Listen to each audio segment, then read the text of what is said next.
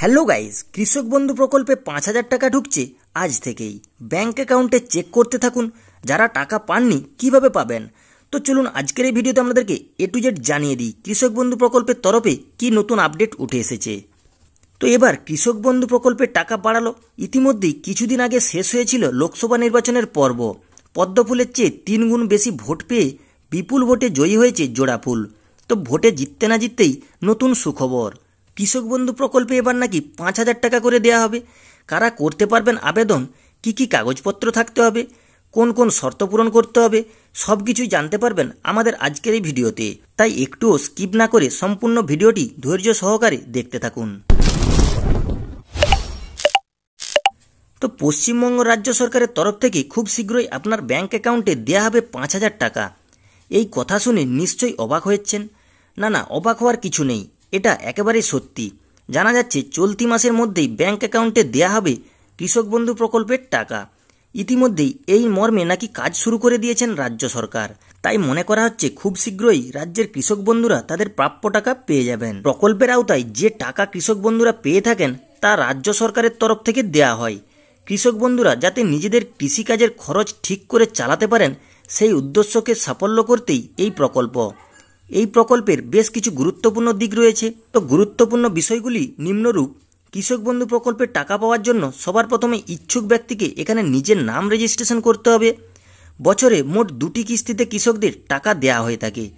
এই প্রকল্পের আওতায় রবি শস্য অনুদান অক্টোবর থেকে মার্চ মাস পর্যন্ত দেওয়া হয়। অন্যদিকে খারিফ শস্যের অনুদান হিসেবে এপ্রিল থেকে সেপ্টেম্বর মাসের মধ্যেই টাকা ক্রেডিট করানো হয় ব্যাংক অ্যাকাউন্টে।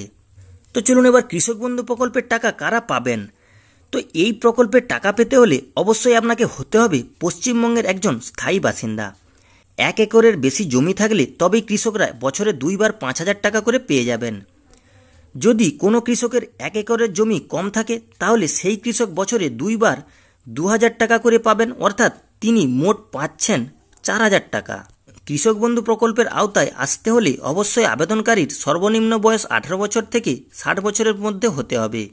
যদি কোনো কারণে সেই ব্যক্তি হঠাৎ করে মারা যান তাহলে এই প্রকল্পের অধীনে আরও 2 লক্ষ টাকা অতিরিক্ত ক্ষতিপূরণ দেওয়া হবে। কৃষক বন্ধুর জন্য দরকারি কাগজপত্র কি লাগবে? তো ভোটার কার্ড, আধার কার্ড, জমির খতিয়ান, ব্যাংকের পাসবই, পাসপোর্ট সাইজের ছবি, এই ডকুমেন্টসগুলি কিন্তু কৃষক বন্ধু প্রকল্পের জন্য লাগবে। তো কিভাবে করবেন আবেদন?